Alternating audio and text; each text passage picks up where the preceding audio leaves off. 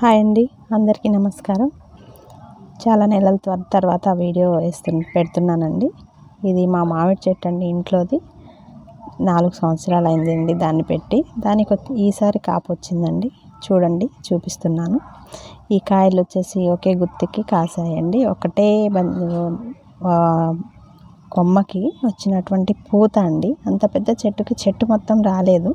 ఈ ఒక్క కొమ్మకు మాత్రమే వచ్చిందండి పూత.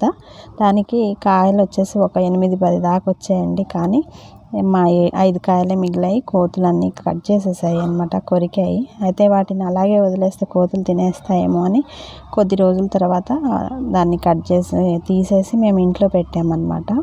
దాన్ని మాగేసాము. ఇలా కలర్ వచ్చిందండి. చూడడానికి చాలా ముద్దుగా చిన్నగా ఉన్నాయి కాయలు, కానీ చాలా స్వీట్ ఉన్నాయండి. ఇవి రసాలండి ఇవి. మరి వీటి పేరైతే మాకు తెలీదు, కానీ చాలా టేస్ట్ ఉన్నాయండి కాయలు. చాలా వస్తే బాగుండు, కానీ రాలేదు. మా చెట్టు కాస్తుంది బాగా అనుకున్నాము, తీసేద్దాం అనుకున్నా యాక్చువల్గా ఇయర్ చూసి. కానీ కాపు వచ్చింది కదా అనేసి ఇంకా ఆగామన్నమాట. చూస్తామండి నెక్స్ట్ ఇయర్ ఎలా వస్తాయో.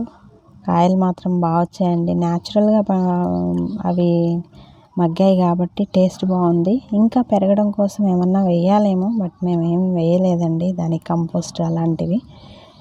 నార్మల్ న్యాచురల్గానే మగ్గించామన్నమాట. చాలా టేస్టీగా ఉన్నాయండి. ఆర్గానిక్ కదా, అందుకని.